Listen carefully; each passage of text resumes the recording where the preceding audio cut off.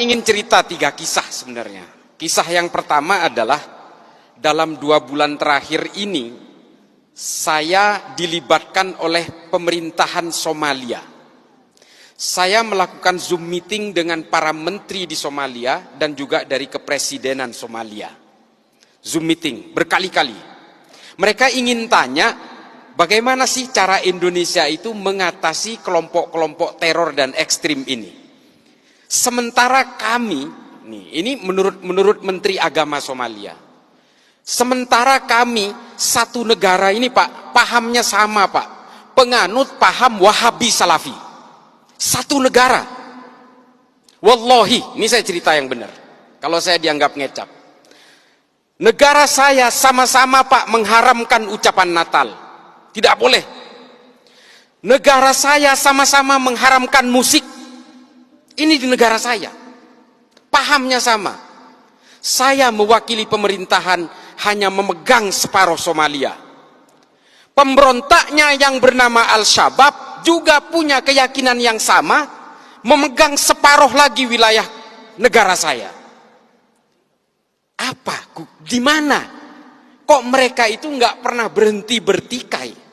Padahal fahamnya sama, manhajnya sama, ijtihadnya sama, alirannya sama, kitab-kitab tafsirnya sama. Irisannya di mana? Mereka saling mengkafirkan satu sama lain. Ini loh efek dari yang namanya paham al-wala wal bara. Siapa pencetusnya? Ibnu Taimiyah. Bantah saya. Kalau yang mau bantah, baca dulu kitab-kitabnya Ibnu Taimiyah. Mengapa Ibnu Taimiyah menulis ini? Mengapa? Ini yang di Zoom, tolong perhatikan. Ibnu Taimiyah hidup pada masa keruntuhan Bani Abbasiyah dari serbuan bangsa Mongol tahun 1258. Dan ketika itu Ibnu Taimiyah hidup pada masa periode peperangan orang Eropa dengan orang Arab Islam untuk memperebutkan Yerusalem. Ini kuncinya.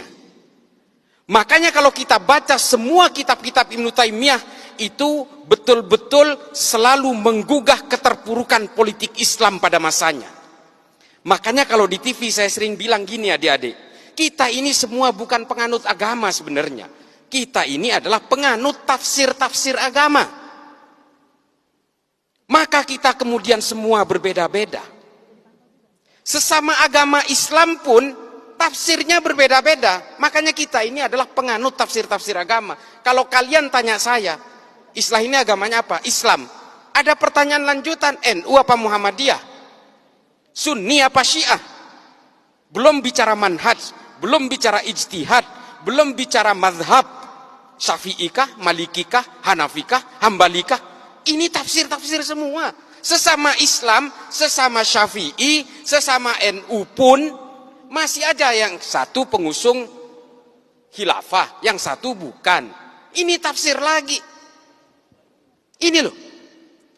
Makanya kemudian kita itu, saya sering sekali saya berbicara di media ini. Janganlah kemudian kalian mengklaim kebenaran-kebenaran itu. Karena Allah itu betul-betul menekankan dengan cetak tebal dalam Al-Quran itu. Bahwa saya menciptakan manusia ini dalam segala perbedaannya. Baik bersuku-suku, berbangsa-bangsa, dengan tafsir-tafsirnya, beragama yang berbeda, dengan konsep lita'arofu. Ini loh. Lita'arofu itu apa? Saling mengenallah kalian, berinteraksilah kalian dengan segala perbedaannya. Perbedaan ini sunnatullah. Adik yang tidak pakai hijab, Islam. Hah?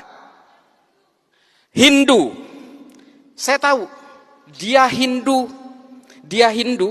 nggak pakai hijab karena dia itu lahir dari orang tua beragama Hindu. Yang di depannya kan pakai hijab karena lahir dari orang tua beragama Islam. Ini takdir-takdir kelahiran dan keimanan itu tidak bisa dipisah begitu saja, Dek. Lalu kalau kalian merasa paling benar, mengklaim paling kebenaran itu ada di pihak saya, kalian akan belajar tentang kebencian dan perbedaan itu dan kalian melawan sunnatullah. Ini loh yang kita ingin gugah hari ini, kenapa saya harus datang ke sini. Dan semua klaim-klaim kebenaran, hegemoni kebenaran itu kemudian datang berlipat-lipat, berlapis-lapis dengan kepentingan-kepentingan politik. Makanya kemudian ajaran-ajaran Ibnu Taimiyah itu diimplementasikan dalam gerakan-gerakan kemerdekaan Saudi dari cengkraman Kekaisaran Ottoman pada zamannya. Lalu kemudian keterpurukan politik Islam di Mesir dijadikan juga sebagai acuan-acuan oleh Said Qutb dalam Jahiliyatul Qarnil dari Fidilalil Quran dan juga Malim fil Thariq. Dari situ kemudian berkembang ditulis oleh Muhammad Qutb dengan Jahiliyatul Qarnin Isrin. Ditulis ulang oleh Al-Qaradawi, Ayman Al-Zawahiri, diimplementasikan oleh Osamah bin Laden, oleh Abu Bakar Naji dalam Idarat At-Tawahus, kemudian semua bergulung-gulung dengan kebencian-kebencian dan brutalitas. Itulah yang menciptakan teror itu. Lalu ada pertanyaan, Pak, Wahabi Salafi itu kan tidak mengajari kita tentang kekerasan. Iya dek, memang iya. Memang iya, di situ tidak mengajarkan kekerasan. Tapi lihat produk akhirnya. Yang ditahan oleh Densus hari ini sama usul fikihnya dengan orang-orang yang diyakini dari Wahabi Salafi itu. Kalau kalian mengharamkan musik, teroris yang dipenjara hari ini juga mengharamkan musik. Nih, kalau kalian mau tahu. Yang kalian haramkan pajak dan perbankan dan sebagainya itu, teroris yang ditangkap Densus juga pemahamannya sama. Pemahaman fikihnya sama. Ini loh, kalau kalian itu sekarang tidak mau menyanyikan lagu Indonesia Raya, hormat bendera dan sebagainya, mengharamkan wayang dan sebagainya, itu loh, teroris yang dipenjara itu juga sama.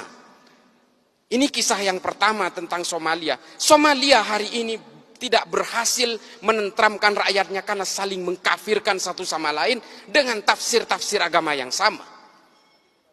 Apakah kemudian kita mau menyimplifikasi gerakan-gerakan seperti ini? Ada disclaimer, oh itu kan tergantung orangnya. Iya,